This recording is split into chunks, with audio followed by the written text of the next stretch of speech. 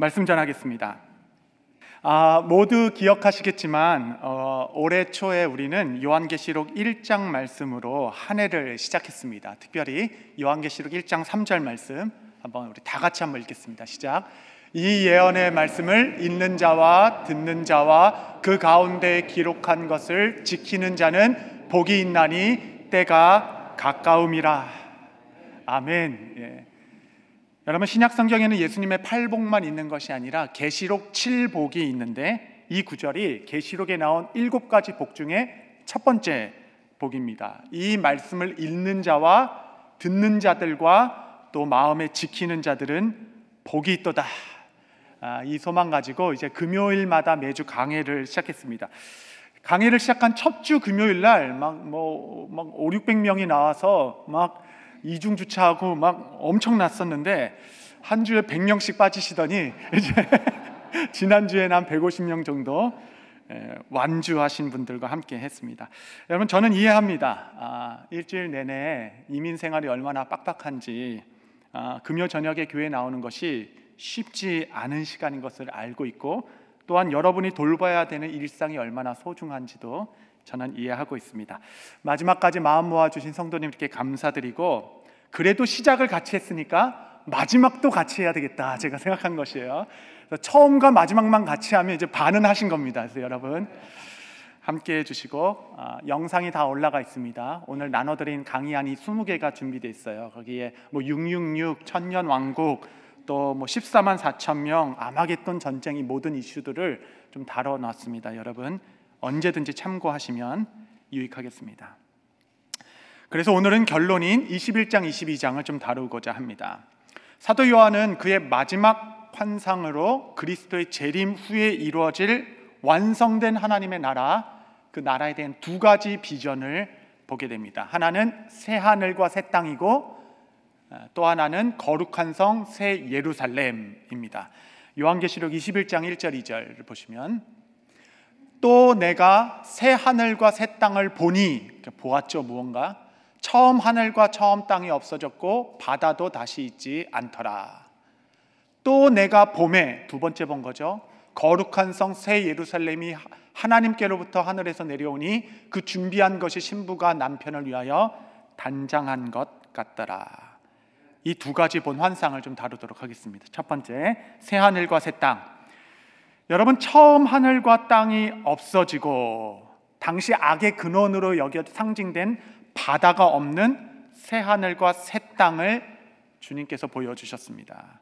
어떻게 이해해야 하나? 보통 2가지 해석이 있는데, 하나는 소멸론 해가지고 지금 우리가 살고 있는 이 땅과 하늘이 다 없어지고 새 하늘과 새 땅이 주어진다, 이게 소멸론이고, 두 번째는 갱신론이라는 게 있어요. 그것은 이 창조했던 이 하늘과 땅이 완전히 새롭게 된다, 완전히 갱신된다라는 겁니다. 그러니까 첫 번째 하나님께서 에덴 동산을 창조하셨던 그 창조의 모습대로 완전히 본질이 회복된다라는 의미의 해석입니다. 이 2가지, 요즘은 좀 갱신론 쪽에 가까워지고 있는데, 아무튼 여러분, 지금과는 전혀 다른 본질적 새로움과 새 하늘과 새 땅을 우리는 마지막 날에 보게 될 것입니다. 그 땅은 여러분 정말 아름다울 것입니다. 가끔 이 홍수로 전 지구가 홍수로 이 상처를 입기 전 하나님이 창조하신 세계는 어땠을까 생각해 보면 이 마음에 기대가 되죠. 근데 여러분, 그것을 넘어서 아담의 죄 이전에 하나님께서 보기 좋았더라 창조하신 가시와 엉겅퀴가 나지 아니하는 그 하늘과 땅은 얼마나 아름다울까 여러분 생각하게 됩니다. 여러분, 우리에게 아직 최고의 날은 오지 않았습니다. 여러분, 그 땅은 아주 새로운 땅일 거지만 새 하늘과 새 땅의 본질은 외부 환경에 있지 않습니다. 그 본질은 하나님과의 친밀한 관계 가운데 있을 것이에요. 계시록 21장 3절과 7절을 좀 보시면, 내가 들으니 보좌에서 큰 음성이 나서 이르되, 보라, 하나님의 장막이 사람과 함께 있음에 하나님이 그들과 함께 계시리니 그들은 하나님의 백성이 되고 하나님은 친히 그들과 함께 계셔. 7절, 이기는 자는 이것들을 상속으로 받으리라. 나는 그의 하나님이 되고 그는 내 아들이 되리라. 여러분, 그 새하늘과 새 땅의 본질은 하나님이 우리의 아버지가 되시고 우리는 그의 백성이 되는 그 친밀한 관계. 여러분, 무슨 아무리 황금집에 산다 하더라도 하나님과 나와의 관계가 끊어져 있으면 그것은 천국이라 말할 수 없을 터인데, 그곳에서는 하나님께서 우리를 친밀히 대해 주신다라는 겁니다.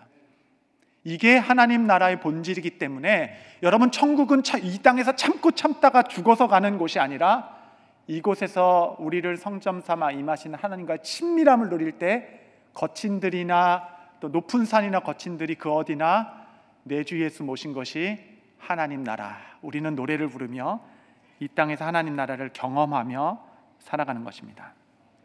두 번째, 그곳은 어떤 것이냐면 모든 것이 새롭게 되는 곳이다. 12장 5절 말씀 우리 한번 다 같이 한번 읽겠습니다. 시작. 보좌에 앉으신 이가 이르시되 보라 내가 만물을 새롭게 하노라 하시고 또 이르시되 이 말은 신실하고 참되니 기록하라 하시고, 내가 만물을 이제 새롭게 하리라.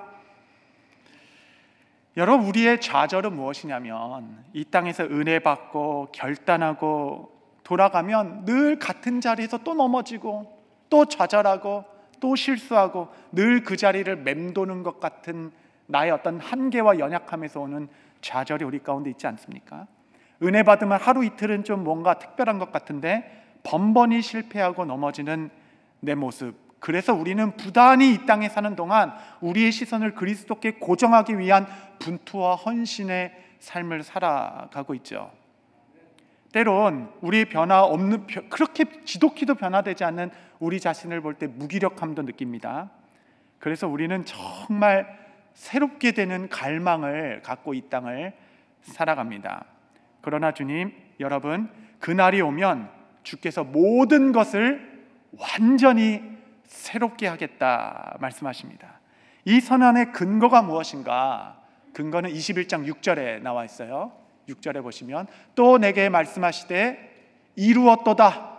나는 알파와 오메가여 처음과 마지막이라. 내가 생명수 샘물을 목마른 자에게 값없이 주리니. 주님께서는 내가 이루었도다. 여러분, 이 말씀을 마치 2000년 전에 그리스도께서 십자가에서 내가 다 이루었도다 이미 선포하신 말씀을 온전히 성취하게 되는 그날, 내가 시작도 내가 하였고 오메가, 내가 마치는 일도 내가 할 것이다. 내가 다 이루었다. 여러분, 주님께서 다 이루어셨을 때는 우리 안에 정말 새롭게 되는 새로움이 있게 될 것입니다. 여러분, 그날 우리는 비로소 모든 것이 새롭게 되는 새 창조를 누리게 될 것입니다. 그럼 뭐가 새롭냐? 도대체 새로운 게 뭐냐? 구체적으로 새하늘과 새 땅에 없는 것이 7개가 있습니다. 요한계시록 21장 4절 제가 읽겠습니다.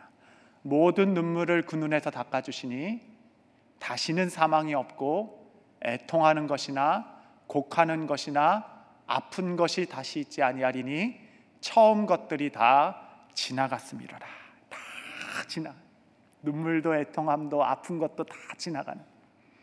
여러분, 그래서 그곳에는 눈물이 없습니다. 왜냐하면 주님께서 우리 눈에서 눈물을 다 닦아주시는 날이기 때문에 그렇습니다. 여러분, 요한계시록 4장에 보면 사도 요한이 열린 하늘을 넘어 그 천국의 하늘나라를 봤는데 주님께서 얼마나 크고 높은 보좌에 앉아 계시는지, 하늘을 보좌로 삼고 땅을 발등상 삼아 앉아 계신 보좌에 계신 그리스도, 얼마나 크신 분이신지, 빛나고 높은 보좌에 앉으시고 수많은 사람들이 종려가지를 들고 주님을 찬양하는 하늘 예배를 보게 됩니다. 얼마나 크고 높으신 분이신지. 그러나 여러분, 동시에 그분은 나와 가장 가까이 계셔서 나의 눈에서 눈물까지도 닦아주실 만큼 가까이 친밀히 내게 다가오실 예수 그리스도. 여러분, 이 땅에는 눈물이 많습니다. 그래서 야곱은 나의 인생 130년이 험악한 세월이었습니다 라고 고백하는데, 그 고백은 비단 야곱의 고백뿐만 아니라 우리의 인생이 그러합니다. 여러분, 볼 것, 못 볼 것, 당할 걸, 당하지 못할 걸 모두 겪으며 사실 여기까지 살아왔습니다. 여러분, 이 세상에 험악하지 않은 인생이 어디 있겠으며 눈물 없는 삶이 누가 있겠습니까? 여러분, 어떤 분이 그러시더라고요. 50세가 넘었는데 아침에 일어날 때 어디 아픈 데가 없으면 이미 죽은 거라고. 여러분, 몸이 아프면 살아있는 겁니다. 그렇구나. 육체적 고통뿐만 아니라 헤어짐의 아픔도 있고 상실의 고통, 좌절의 눈물, 실패의 가시도 우리를 날마다 찌르죠. 한숨은 눈앞에 있고 꿈은 저 언덕 너머 언덕 꼭대기에 있는 듯합니다. 우리는 이 험악한 세월을 사는 동안에 마치 어쩌면 그 낯선 땅에 낯선 곳에 혼자 남겨둔 어린아이처럼, 그 아이가 너무 낯설고 뭐 다 잘해주는데 낯설죠. 그래서 그냥 꾹꾹 참고 잘 지내는 것 같았지만 엄마가 딱 들었을 때 갑자기 참았던 눈물을 팡 터뜨리는 것처럼, 여러분, 우리가 주님 앞에 섰을 때에 주님으로부터 오는 그 깊은 안정감, 그분이 아련한 미소로 나를 안아주시며 내 눈에서 눈물을 닦아주시는 그날, 여러분, 내 안에 꼭꼭 숨겨두었던 감추온 상처까지도 위로받는 그날, 여러분의 삶은 완전히 새롭게 될 것이에요. 큰 위로로. 그곳에선 사망이 없는 곳입니다. 여러분, 요한계시록은 사망을 두 가지로 얘기하겠어요. 첫 번째 사망이 있고 두 번째 사망이 있다라고 나눕니다. 첫 번째 사망은 그 누구도 피할 자가 없습니다. 그러나 그리스도 안에 그의 생명책에 이름이 기록된 자는 둘째 사망의 해를 받지 아니하리라. 여러분, 그 땅에는 더 이상 사망이 없습니다. 그래서 애통하는 것이 없고 곡하는 것이 없고 다시는 아픈 것이 없을 것이에요. 우리 사랑하는 성도님들, 그날이 옵니다. 다시는 아픈 것이 없을 것이에요. 목마름이 없고 더 이상 저주도 없을 것입니다. 그것이 새하늘과 새 땅. 그곳에는 또한 7가지가 있을 것이다 라고 이야기합니다. 22장의 전체를 보면 하나님과 어린 양의 보좌가 있고 그 보좌에서부터 흘러나오는 빛의 홍수, 생명의 강이 흘러나오고 그 주변에는 생명나무들이 자라나 있을 것이고 그 안에는 만국을 살리는 생명 열매들로 풍성할 것이고 그 생명나무 잎사귀에서 나오는 치유가 있을 것이고 나의 눈물까지 닦아주시는 예수님과의 친밀함이 있을 것이고 마지막으로 더 이상 햇빛이나 등불이 필요하지 아니하는 하나님의 영광의 빛이 항상 있는 곳, 그것이 새하늘과 새 땅이 됩니다. 저는 이 천국을 향한 예수님의 비유가 참 예수님의 가르침이 참 마음에 와닿습니다. 예수님은 뭐라고 말씀하셨냐면 요한복음 16장 16절에 이렇게 말씀하십니다. 조금 있으면 너희가 나를 보지 못하겠고 또 조금 있으면 나를 보리라 하시니. 21절 23절 보시면 여자가 해산하게 되면 그때가 이르렀으므로 근심하나 아기를 낳으면 세상에 사람 난 기쁨으로 말미암아 그 고통을 다시 기억하지 아니하느니라. 지금은 너희가 근심하나 내가 다시 너희를 보리니 너희 마음이 기쁠 것이요 너희 기쁨을 빼앗을 자가 없으리라. 그날에는 너희가 아무것도 내게 묻지 아니하리라. 여러분, 예수님의 설교는 항상 쉬웠어요. 조금만 있으면 마치 아기를 낳은 해산할 여자가 처음에는 근심이 많고 고통하는 듯하나 새 생명을 낳고 그 엄마의 가슴에 아기를 딱 안겼을 때 그 모든 그 해산의 고통이 눈 씻는 듯한 씻어지고 그 아픔은 하나도 기억나지 않은 것은 새 생명의 기쁨이 너무 충만하기 때문에. 그래, 그날이 오면 그럴 것이야. 이 땅에 근심과 아픔과 눈물이 있겠지만 그 해산한 여인이 누리는 큰 기쁨이, 그 아픔은 기억도 나지 않을 만큼 빼앗기지 않을 새 생명의 기쁨으로 충만한 날이 올 것이다. 조금만 있으면. 그러면서 하신 말씀이 그날에 너희가 내게 아무것도 질문하지 않을 것이다. 여러분, 이 고통의 근원은 여러분 해석되지 않는 고통이에요. 그러니까 뭔가 아파서 있는 것이 아니라 해석이 되지 않는 고통입니다. 그래서 인생은 질문이 많아요. 사복음서에는 질문으로 가득 차 있습니다. 제자들은 항상 예수님께 가서 질문으로 그를 괴롭히셨어요. 우편에 누가 앉는 겁니까? 저 사마리아인들을 불로 다 지금 소멸하기를 원하십니까? 저자는 왜 소경으로 날 때마다 태어났습니까? 여러분, 우리는 해석되지 않는 고통입니다. 우리도 마찬가지죠. 어린아이에게 왜 뇌종양이 생겨야 합니까? 날마다 굶어 죽는 아이들은 어찌 된 것입니까? 전쟁은 도대체 왜 일어나는 것입니까? 우리 집 자식은 왜 계속적으로 이렇게 어려움을 겪으며 나의 가정은 왜 파탄에 이르렀나요? 여러 가지 질문을 가지고 우리가 이 땅에 고난의 삶을 살아가나, 여러분, 조금만 지나면, 조금만 있으면 여러분, 그날에는 아무 질문이 없으실 것이에요. 기쁨과 평강으로 모든 고통과 근심이 지나갈 것이고, 아무것도 물어야 할 필요도 느끼지 아니하는 주 앞에 서게 될 때에 하나님께서 행하신 모든 일로 말미암아 여러분은 기쁨을 누리게 될 것입니다. 여러분, 이 새하늘과 새 땅은 요한계시록에서 계시된 말씀이 아닙니다. 이미 구약에 이사야를 통해서 예언해 주셨어요. 65장 17절 보시면, 보라, 내가 새하늘과 새 땅을 창조하리니 이전 것은 기억되거나 마음에 생각나지 아니할 것이라. 할렐루야. 너희는 내가 창조하는 것으로 말미암아 영원히 기뻐하며 즐거워할지니라. 여러분이 구약의 약속과 예수님의 말씀과 계시록의 환상에 이르기까지 성경은 일관되게 하늘 비전으로 그의 백성들을 이끌어가고 계십니다. 이 땅에 사는 동안 나그네로 사는 것 같으나 여러분, 그 땅을 믿음으로 바라보며 여러분의 삶을 승리하시게 되시기를 바랍니다. 그렇다면 여러분, 요한이 본 두 번째 환상, 새 예루살렘은 무엇인가? 여러분, 이 성이 너무 아름다워요.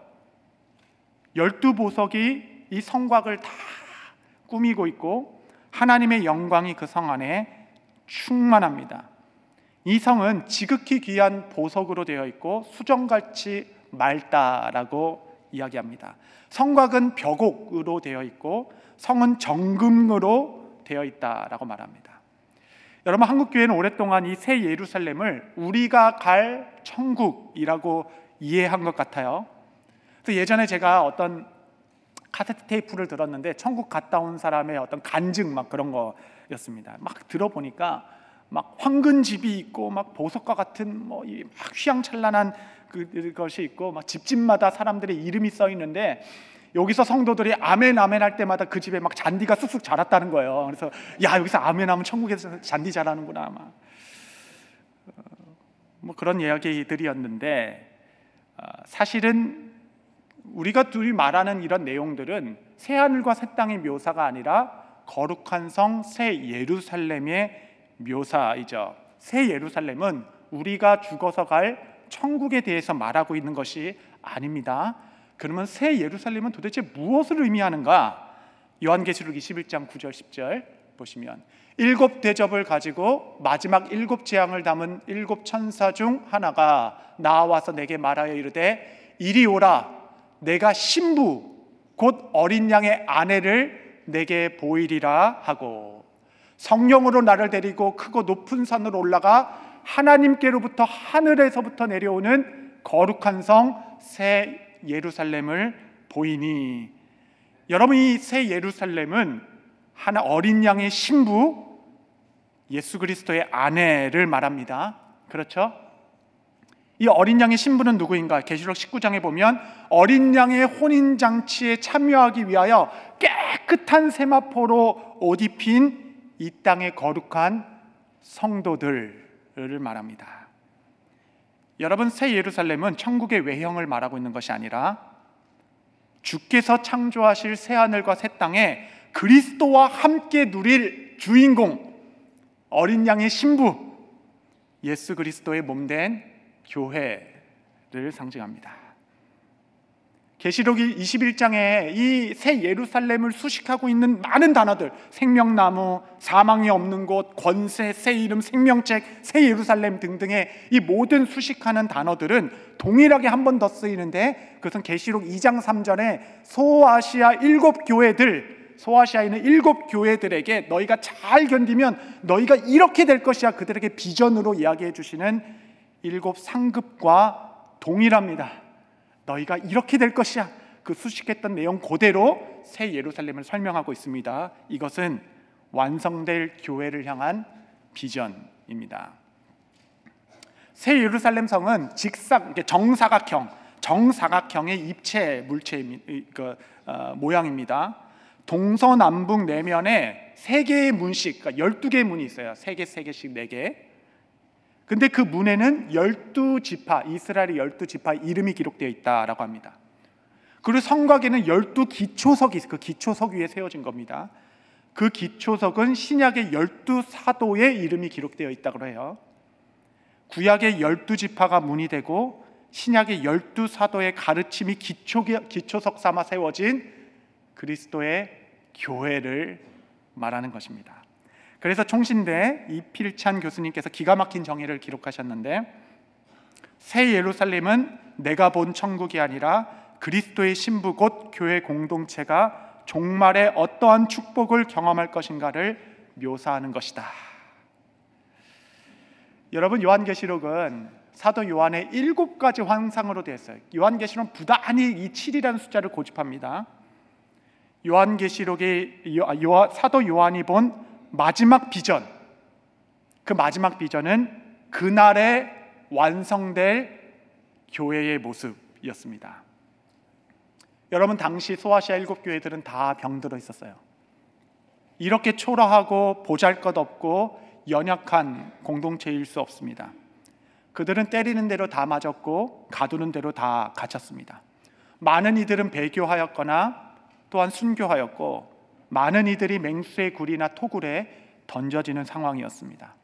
이런 어려운 때에 지도자였던 사도 요한까지도 유배된 상태라서 이제 교회는 다 끝났다, 이제 교회는 미래가 없어, 이제 누구도 교회 가지 않을 거야, 이젠 교회는 다 없게 될 거야 하는 암울한 미래를 모두가 말하고 있을 때에 주님은 사도 요한에게 마지막 환상으로 이 땅의 교회가 마지막 때 얼마나 영화로울 것인지, 얼마나 아름다울 것인지, 내가 펼쳐질 새하늘과 새 땅에 어린 양을 신랑 삼아 그의 신부로 교회가 있을 것이다.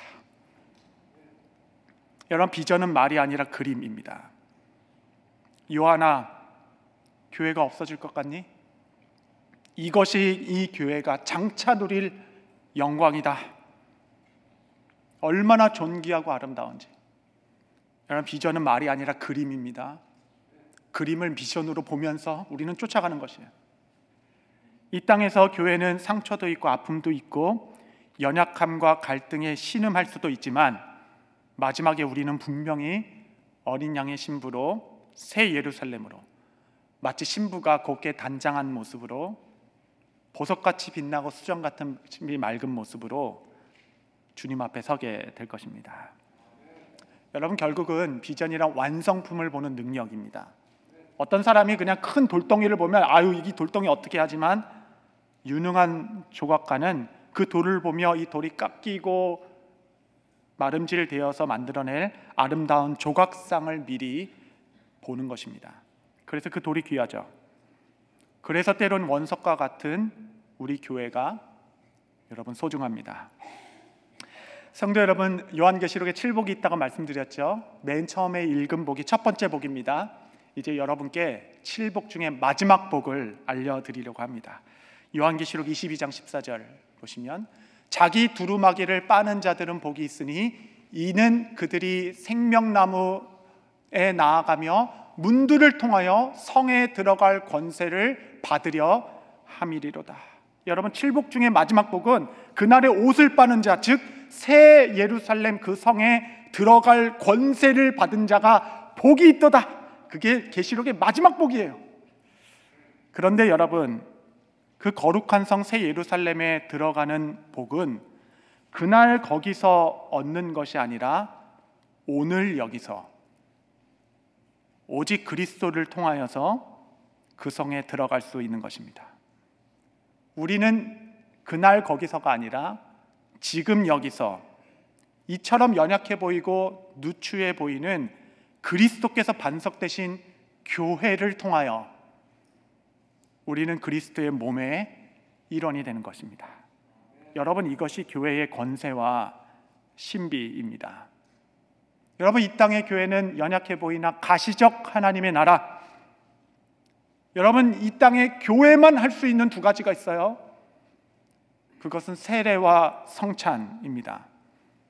세례는 그리스도를 주라 고백하고 여러분 모두가 증인이 되어 그가 교회의 회원이 되어 그리스도의 몸의 일원이 되었다라는 선언이고, 성찬은 내가 여전히 그리스도의 은택 안에 있다라는 확인이자 확신입니다. 여러분, 이것은 엄청난 축복. 교회만 할 수 있는 일. 여러분, 어떤 유능한 기업에 간다라도 거기서 세례 안 줍니다. 어떤 수려한 학교 간다 하더라도, 어떤 대학교에 간다 하더라도 거기서 성찬을 할 수는 없어요. 교회에 허락하신 마태복음 16장의 천국 열쇠, 내가 너에게 천국 열쇠를 주노니 이곳에서 열면 그날의 성문이 열리고 이곳에서 닫으면 그날의 성문이 닫히는 신비한 권세. 여러분, 그 하늘과 땅이 연결되는 권세를 하나님께서 그리스도의 이름에 담아 교회에 주셨습니다. 저는 요한계시록의 마지막 7째 복은 이 땅에서 누리는 교회의 복이라고 믿습니다. 우리는 이 땅의 교회를 통하여 그날 새 예루살렘으로 새 하늘과 새 땅에 입성하게 될 것입니다. 저는 이 교회를 위하여 일찍이 저의 삶을 들여 헌신하게 된 것이 조금도 아깝지 않습니다. 왜냐하면 이 연약한 교회가 마지막 때 얼마나 존귀하고 아름답게 주 앞에 서게 될 것을 알기 때문에 그러합니다. 그 비전이 오늘 우리 교회를 함께 세워가는 우리의 힘이 됩니다. 예수께서 이 교회를 존귀히 여기셔서 그의 생명을 아끼지 않으신 것처럼 우리도 이 교회를 사랑하는 것입니다. 이 몸된 교회의 마지막 사명, 요한계시록 22장 16절 17절 보시면, 나 예수는 교회들을 위하여 내 사자를 보내어 이것들을 너희에게 증언하게 하였노라. 나는 다윗의 뿌리여 자손이니 곧 광명한 새벽별이라 하시더라. 17절로 다 같이 읽겠습니다. 시작. 성령과 신부가 말씀하시기를 오라 하시는도다. 듣는 자도 오라 할 것이요 목마른 자도 올 것이요 또 원하는 자는 값없이 생명수를 받으라 하시더라. 할렐루야. 성령과 신부가 말씀하시기를, 성령께서 이 몸된 교회, 신부된 교회와 함께 역사하시며 온 세계에 외치는 것입니다. 오라. 누구든지 목마른 자, 누구든지 원하는 자, 누구든지 생명을 소망하는 자는 누구든지 오라. 생명의 문을 활짝 열고 이 새 성 예루살렘으로, 이 거룩한 성으로 누구든지 오라. 여러분, 이것이 교회가 가진 마지막 사명. 성령과 함께 누구든지 오십시오. 저 새하늘과 새 땅에 거룩한 신부로 서십시다. 이 은혜의 시대에 가진 마지막 사명, 이 사명이 있기에 우리 교회는 이번에도 리마로, 모로코로, 와라스로, 터키로, 맨하탄으로 흩어져 어린아이와 노인과 모든 자들에게 이 복음의 소식, 그리스도께로 오라, 그 사명을 마지막까지 감당하는 것입니다. 사랑하는 성도 여러분, 이 요한계시록의 비전을 품고 1세기 초대교회들은 혹독한 환난과 핍박 중에서도 끊임없이 그의 삶을 들여 교회를 세워왔고, 그 교회가 이제 오늘까지, 오늘 우리에게까지 흘러온 것입니다. 우리 세대 교회를 잘 보존하고 신부처럼 단장하고 또 힘차게 그리스도의 이름을 전파하여 마라나타 주 예수여 다시 오시옵소서, 한 번 사는 이 나그네 인생길, 예수님의 핏값으로 사신 인생, 핏값만큼 살다가 주 앞에 거룩한 신부로 서실 때에 여러분의 이전의 삶을 기억도 나지 않을 만큼의 하나님의 큰 위로와 축복이 우리 몸된 교회와 여러분의 삶 가운데 가득하게 될 줄로 믿습니다. 기도하시겠습니다. 거룩하신 주님, 이 땅에 사는 동안 교회의 복을 누리게 하시고 충성하게 하시다. 그날 거기서 새 예루살렘으로 서게 하신다 하시니 주님께 감사하나이다. 이 천국 복음을 땅끝까지 전하는 복된 교회 되어 주 앞에 섰을 때 기쁨과 위로가 충만하게 하옵소서. 예수님의 이름으로 기도합니다. 아멘.